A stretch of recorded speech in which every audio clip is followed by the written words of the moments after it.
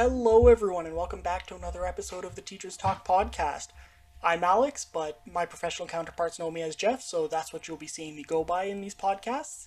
And today I'm joined by Alex and David, and we're going to be talking about our experiences working with the community and our community practicums throughout our first year of Teachers College at York University. So, hello, guys, how are you doing today? Not too bad, man. How are you? Good. Excited to be here. Yeah, excited to be here. Excited to Part talk two. about my community placement. Part dos. Yeah, wonderful. Awesome. Yeah, so I guess we will just jump right into it. And where did you work with on your community practicum, and what did you do in your time there? So for my community practicum, I actually stumbled into a fortunate situation in terms of that my community practicum was actually like a school practicum. So I was actually teaching classes once a week for the different quadmesters of the Toronto District School Board, because the way they broke up this year was into fourths or quadmesters. And so I was able to join in on quadmesters 2, 3, and 4. And I was able, for different subjects each time, but I was able to teach classes once a week, sometimes twice a week. And so that was a lot of fun at the East York Collegiate Institute, or the EYCI. And initially, actually, I was supposed to be doing EQAO prep work and, running through kind of like after school EQAO prep sessions. Now, I believe the Ministry of Education decided to scrap EQAO this year. You guys can correct me if I'm wrong. I believe so as well. But I don't know if it was scrapped for everyone. I just know, I think it might have just been a specific grade. I'm not sure all the details. Because I know that initially I was being asked to do EQAO prep with grade 9 English students. Yeah. And then a week or two later, like I'm preparing stuff, I have handouts ready, I'm researching, how best to kind of teach the material, best to, orchestrate it. And then I'm being told 2 weeks later, Resmo start, we're scrapping this year, but since you guys are here anyway, who would like to do teaching in the classroom? And so for me, I was actually very fortunate in my first kind of teaching block, that second quad, because the first quad was just a mess for everyone, kind of organizing and getting into a brand new school year that was pretty much mostly online. I actually did grade 9 geography, and with geography being one of my teachables, it was awesome. Like I had a great time in the class. The first couple of weeks, I usually just joined the class on Zoom just so I could kind of get a feel for it. And I'd make the slides, I'd make the slides, I'd make like review packages and stuff like that. But then after maybe into the third, fourth, and fifth week of the quadmester, I was actually teaching once or twice a week. And I had a lot of fun. The kids were awesome. And so that was like my first kind of real teaching the classroom experience. And so I'm very thankful for that at the EYCI. And then quadmesters 2 and 3, I had grade 11 biology. For the third quad, the schedule was a little bit messy, so I was only unfortunately able to teach the class twice. I was only able to teach the class once during that quad, just because of my schedule and TDSB and the whole kind of lockdown situation with Corona changing almost like by the minute. But one day we're in classes, one day it's going to be half, one day it's all online. And so that was a bit of a challenge, not only for myself, but also for my mentor teacher. But I was still doing, preparing slides, joining on in the class, helping to orchestrate activities and stuff. And then my most recent quadmester, I actually got some more classroom, or quote, classroom time, where I was able to teach 3 or 4 times. And again, the schedule kind of towards the latter half of the quad didn't really line up with mine, which was unfortunate because I really enjoyed the class. My teacher mentor gave me all this great feedback, and he said the kids really enjoyed me, or enjoyed having me, teach them and guide them and stuff. So yeah, initially I was supposed to be doing EQAO prep, but then it kind of turned into like a school practicum, but falling under the classification of a community practicum. And so it was kind of like a win-win. I fulfill my community requirement, but now I also get a leg up experience-wise in terms of, okay, now I know how a secondary science or geography teacher orchestrates his or her classroom. Now I know what kind of assignments they like to do. So I'm kind of like, I have like a pinky toe in the door, whereas everyone else might be like right behind. I have a pinky toe in the door. And yeah, again, that was at the East York Collegiate Institute in East York, Toronto. So I'm very thankful for that opportunity. And I mean, I learned a great deal. We'll talk about it a little bit later. Yeah. But yeah, that's, Yeah, I have one question for you then. go ahead. Just sort of something like I'd like to hear a little bit more about because that was pretty cool. But what was it like interacting with your students outside of the classroom and like getting to know them and build those relationships? So for most of the time we had the cameras turned off, and so as we've discussed before off camera and in the first episode of the podcast, you guys should check it out. It's hard to gauge personality over a laptop screen. So while some of the kids did have their screens on, most of the time they had the screens turned off, and so it's tough to kind of interact with them. But especially for my most recent quad mess, in terms of my most recent grade 11 bio, the kids were really comfortable, kind of shouting out, "Hey, mister, I don't understand this. Could you clarify this? Could you explain this?" A few times I would stay after, or because it's 2 p.m. to 3:15. I Yep. would stay after until 3:30. If they had questions they wanted to ask me about post-secondary, if they had a topic I wanted to run through with them. And so that was when I kind of really, that's when they let their guards down, so to speak, because I'm very new to them. It's maybe that was my second or third time teaching them online. And so staying after 10, 15 minutes, I feel really helped me out in terms of, getting a better perspective of what they're going through in terms of how they're receiving our teaching Hmm. from an online perspective. And so that was really cool. One of them called me bro, another one of them called me dude. So that kind of took me by surprise a little bit, but I don't Nice. mind. I mean, I'm 23 years old. I was in high school, 5 years ago, 6 years ago. So Yep. it doesn't really bother me at all. But yeah, so that was the entire experience at EYCI was amazing.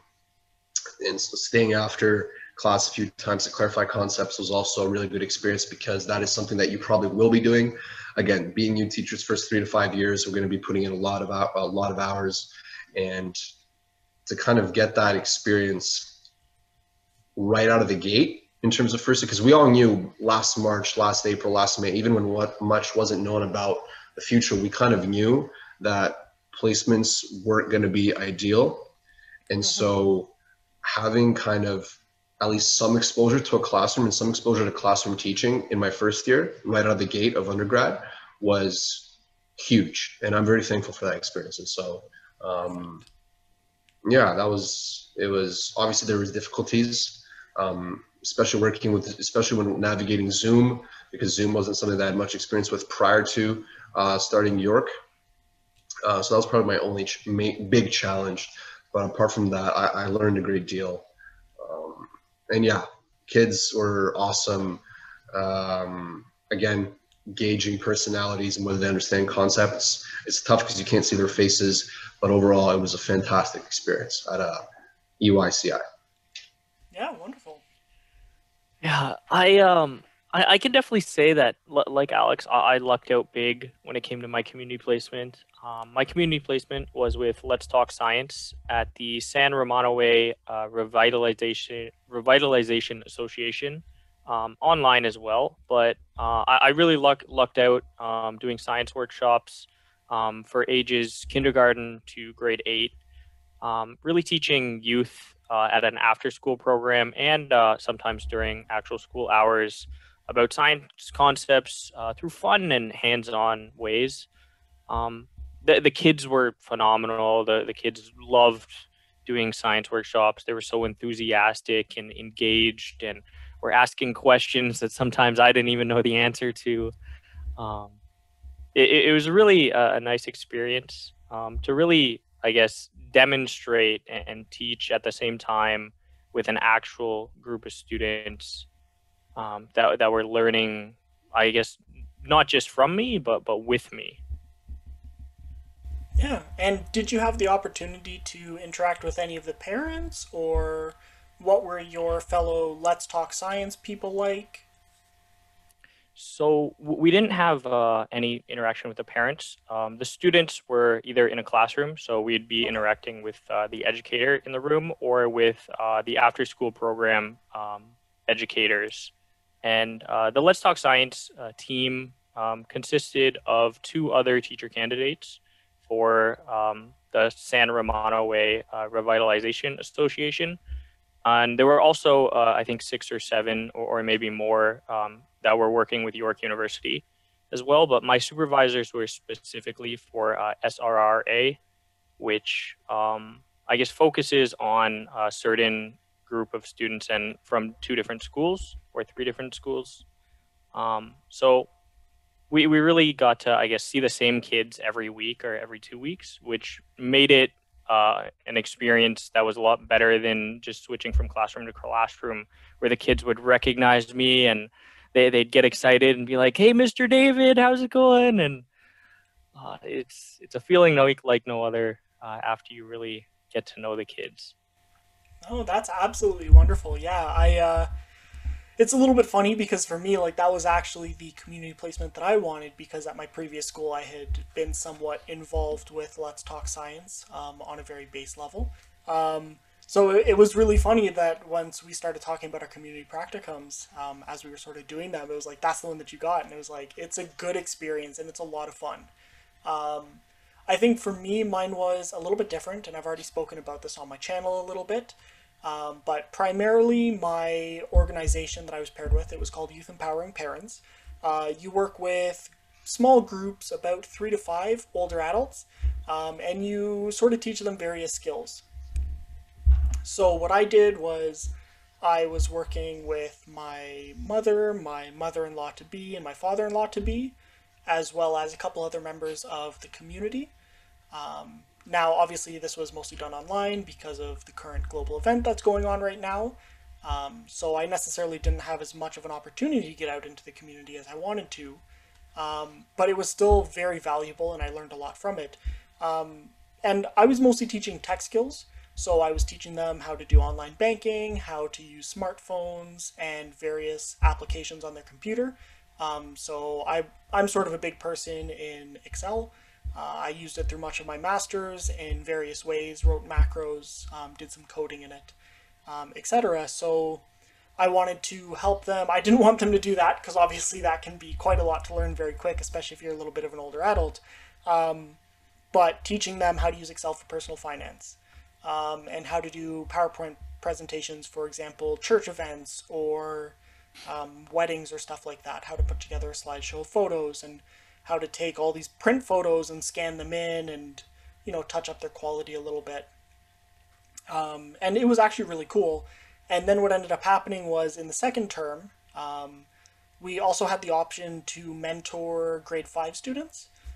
So got to get together with probably, I think there was 5 students in a leadership course at a school, but I think that dropped down to 4 pretty early on because I remember 4 students throughout most of my mentorship.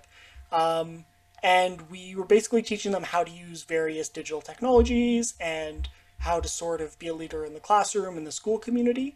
So I thought that was really cool because here I've got these 4, I'll say, the leaders of their school. Like they wanted to go into student council, and sort of go into governance-y. And I mean, at grade 5, they already had university dreams, which is absolutely amazing. I definitely was not that way as a kid. But yeah, it was just cool to work with them and get to know them and what their lives are sort of like, what the communities they work in are sort of like, and what they value. So yeah, that gave me a lot of insight into the school community and how it interacts with the community.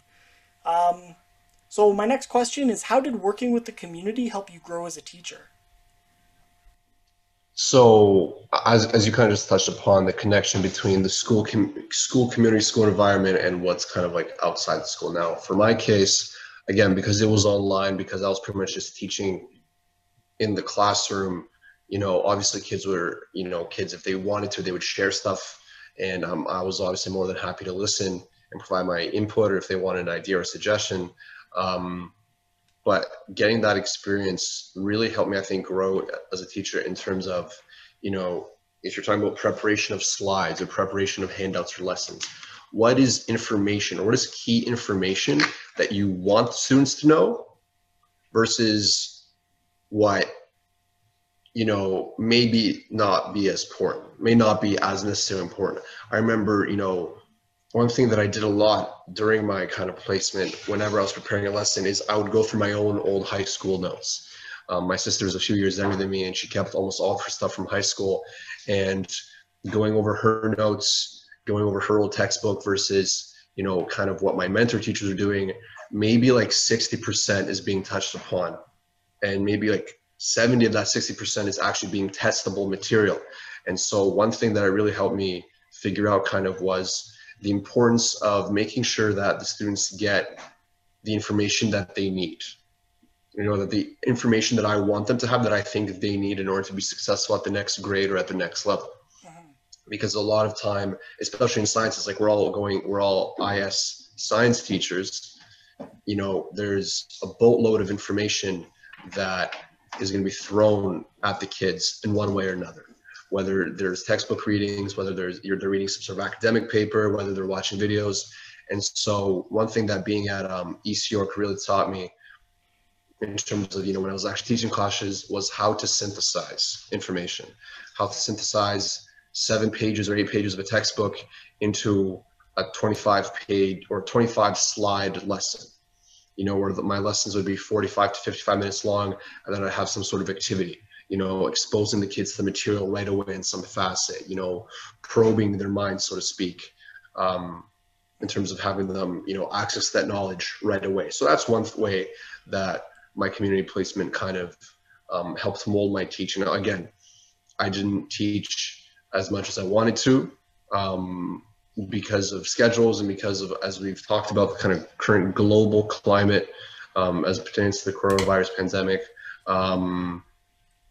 But yeah, it's like I said, it's a great first step. My mentor teachers all had nice words to say about me, and I was very happy for that.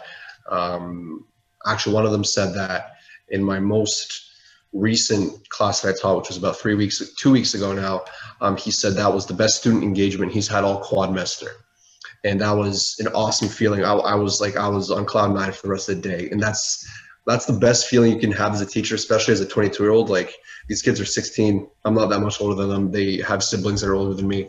And so being told that that was the best student engagement that, you've had throughout the quadmester, saying that they're asking about me when I'm going to come back to teach, if I'm coming back to school next year, it's like a huge feeling.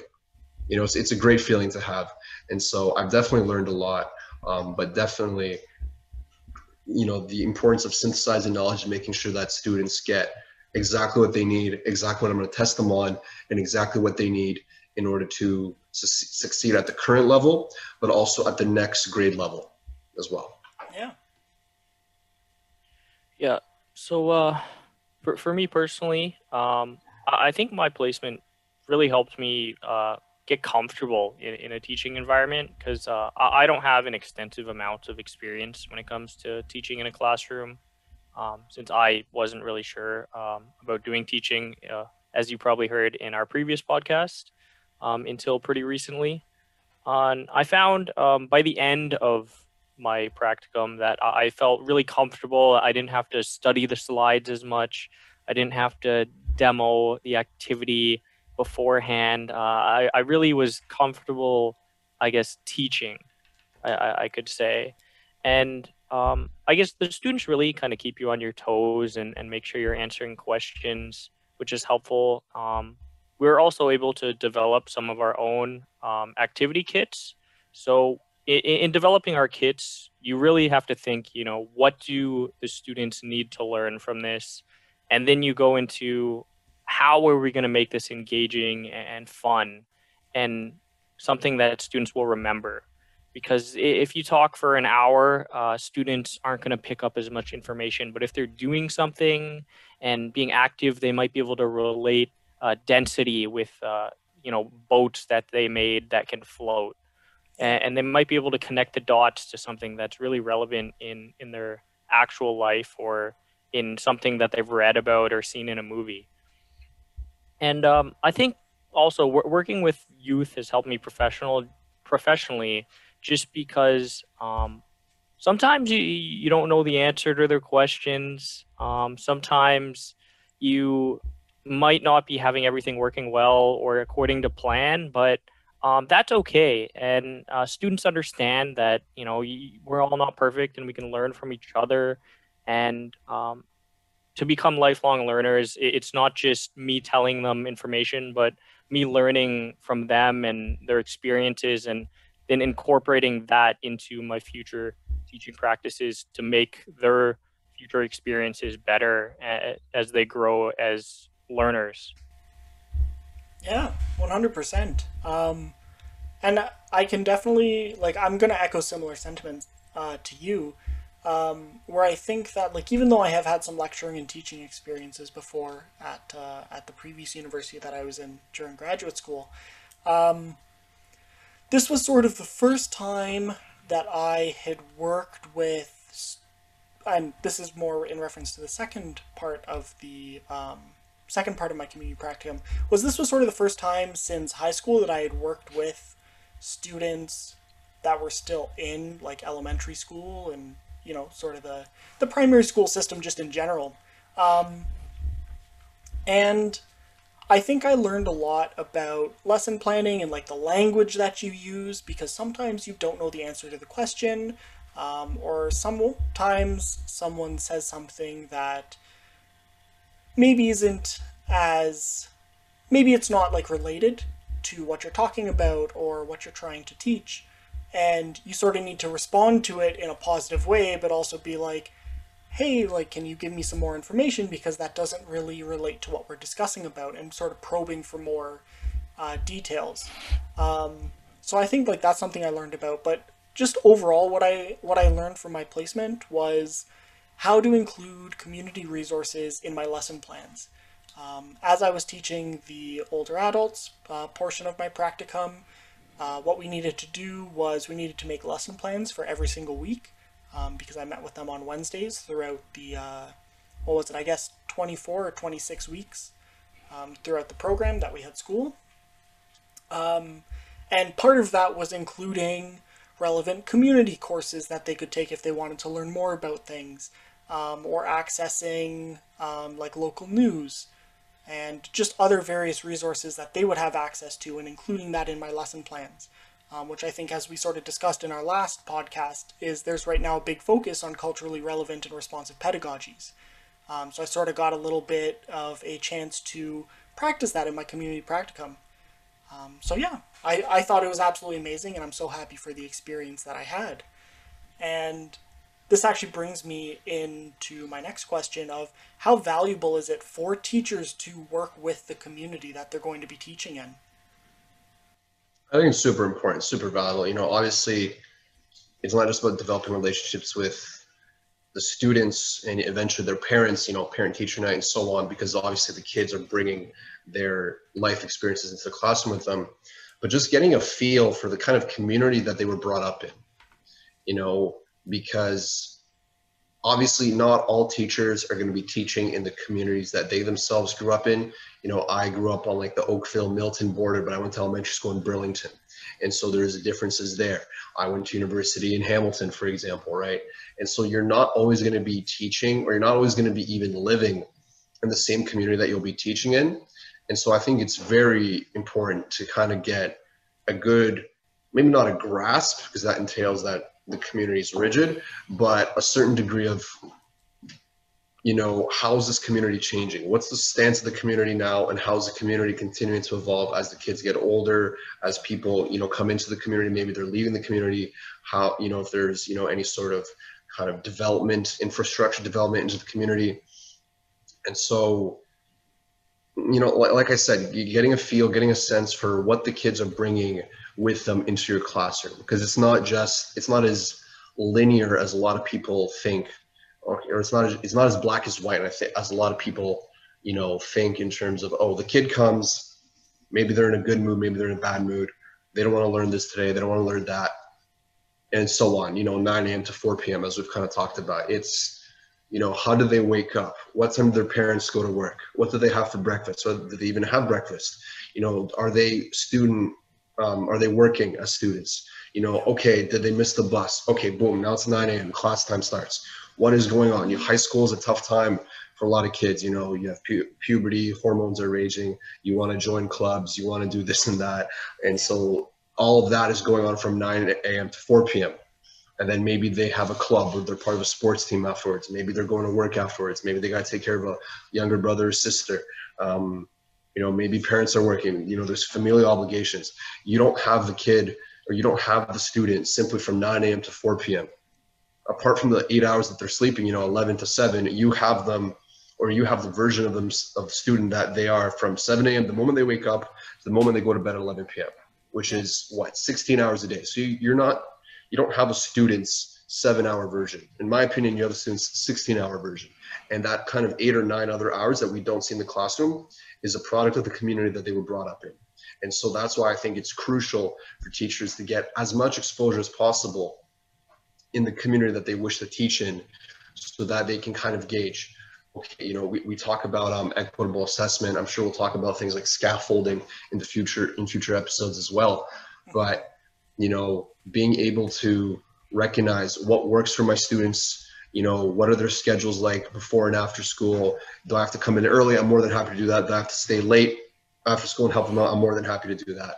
But recognizing really that you don't have just 7 hours of them. You have the 16 hours of them. You have 24 hours of the whole person that they're bringing with them to the classroom.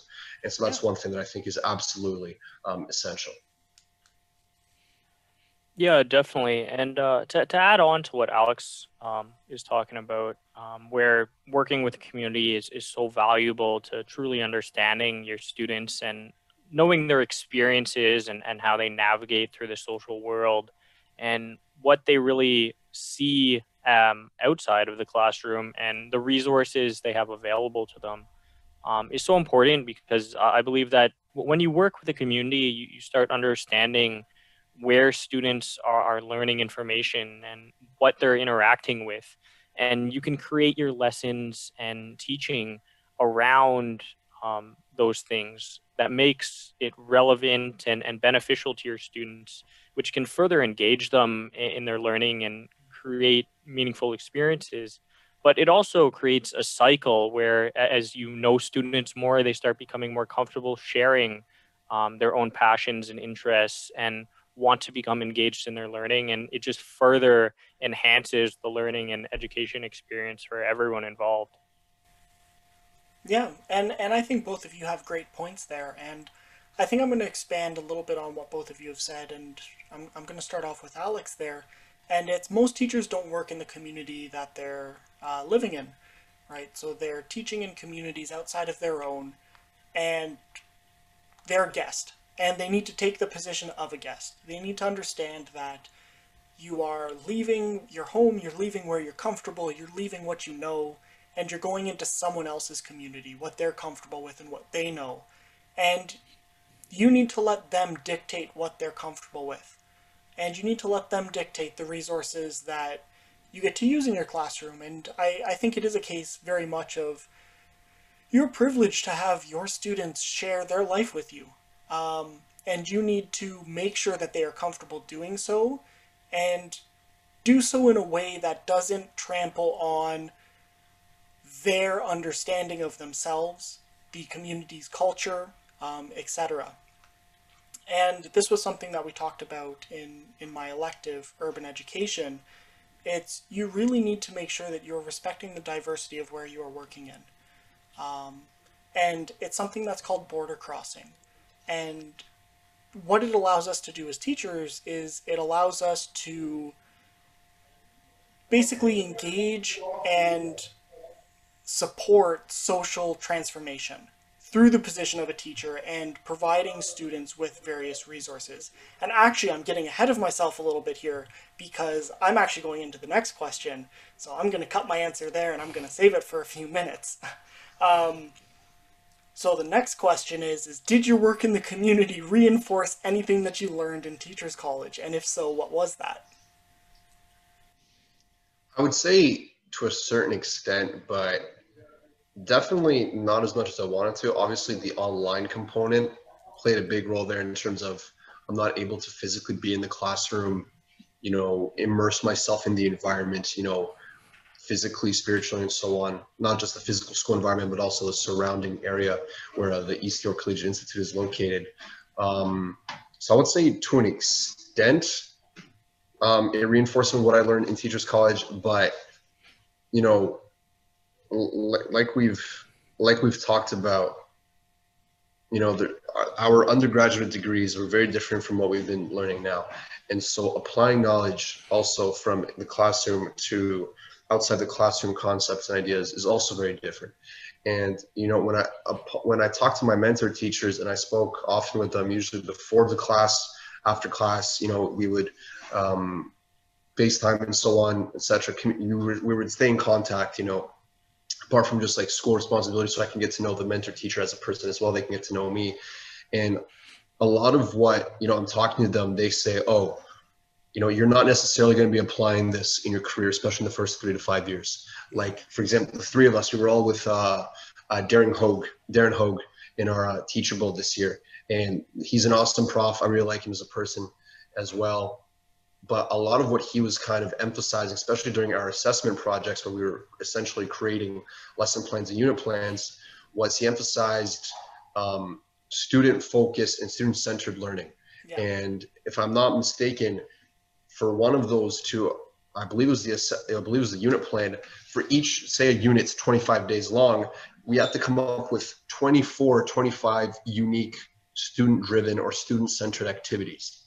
And upon talking to my teacher mentors, they're telling me that, especially as a young teacher, because most, you know, the teacher mentors that I had, two of them were 27. So, you know, kind of in David's age bracket. And they're telling me that, you know, they're not necessarily able to do that, that they may be able to have one or two student-centered kind of lessons within a 25 or 20-day long unit. Mm-hmm. And so that's one thing that I guess we're being taught in our own classrooms as students, but then when we're teaching students in our own classrooms, then it's a little bit tricky to kind of transfer those concepts, because, you know, I'm being taught that I should have 25 different student-driven activities at the ready, but then at the same time, I'm being told by people who already have a couple years in the field saying, oh, 95% that's not going to happen. You know, you'll have two max student-driven activities. The rest is what your senior kind of colleagues are preparing for you, because again, as young teachers, that when we get into the field, you're bouncing around for first 3 to 5 years at least. And then once you do find a solid position, if there's teachers who are going to be in their 30s and 40s and 50s with, you know, perhaps decades of experience on you, they're going to be telling you, maybe not bossing around what to do exactly, but you'll be kind of following their lead. You'll be following their structure, and you won't have as much freedom as you'd like to in terms of how you want to run your classroom. And so that's one thing that my teacher mentors have taught me, especially since they're only, 5 years older than I am, telling me how you're not going to always be able to do what you want, and that what we're learning in Teachers College is obviously very good, and that it gives us a good foundation, but that we can't necessarily build upwards from there, especially in the first 5 or 6 years of our career. And so that's one thing that was a little tough for me.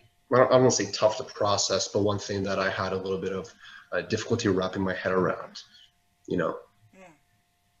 And maybe you guys can speak to it obviously in different components, different aspects, but I definitely want to hear what David has to say. Yeah, so when it comes to, I guess, Teachers College, one of the lessons that I want to talk about is a little bit about assessment. And so, of course, we're following Growing Success with our assessment of learning, assessment for learning, and assessment as learning. And I think that the community kind of reinforced this idea of that we don't really want quiet and controlled learning environments, and you want that open, chaotic environment where students are comfortable sharing and asking questions and constructing their knowledge with their peers. And in an online environment, it's really difficult to sort of gauge student learning and really ask the question, are these students learning? Especially when, you know, you need some quiet online where you can't have them yelling out answers and they're not on cameras. And it's really difficult to see where they are at in their learning. And that was what was something difficult to, I guess, wrap my head around, like where I can see my students and know where they're at in their learning and if they're following the material. And really asking questions is probably the most important thing to make sure students are following along. You don't want the quiet classroom. That's not always a good sign of a good classroom. It's honestly probably the scariest thing, complete silence when it comes to teaching and learning online. So that's just my input on, assessment and online teaching. Yeah, and I think you sort of hit a very good point there, is that, there is a big critique right now going on around online schooling and is it best for the students? I know personally, I know a few teacher friends who are finding it very, very difficult for online schooling. Let's say they have 90 kids, a semester, sort of 30 in each class, and they're finding that they actually only have ever seen the face of two of them, right? And they only maybe hear from five of them in a given lesson. And that's not because of their assessments or their lessons aren't student centered. It's actually more of it's hard for students to pay attention for that long, and they're not getting the engagement of their classmates or peers, which can disengage them from the lecture. And there's so many distractions in the home environment as compared to school. But I actually found it a little bit interesting what Alex spoke about here, because that wasn't so much my experience with my community placement. Now, I will say I was working with a community organization instead of a school, but essentially what we were asked to do was we were asked to create our lessons with both the grade 5 students and the older adults to be incredibly student-centered, right? So we would have an overarching theme of, like, let's say using Excel for using Excel formulas. And what we would do more than anything else is we would ask them what they think they need to know, how they think they would go about that, about those functions or actions. We would show them, and then we would practice with them, and we'd give them a little bit of a small assessment at the end where they would sort of, screen share and show it to you as they were doing it. And you could work with them to sort of connect. Now, mind you, that's a much smaller setting. I was only working with 5 of each population at a time, so it's a little bit different. But I do find that interesting. I think, though, as I sort of mentioned in my answer to the last question, I did take a course around, we all had to take a course around community and the schools that are within them, but I also took an additional course as my elective, urban education, which is all about sort of education in downtown areas, in the GTA, and culturally rich environments. And I've already spoken about that, so I'm not going to go too much into it, but I found that really my community placement did reinforce the learnings there of how to use community resources and incorporate it into lesson plans.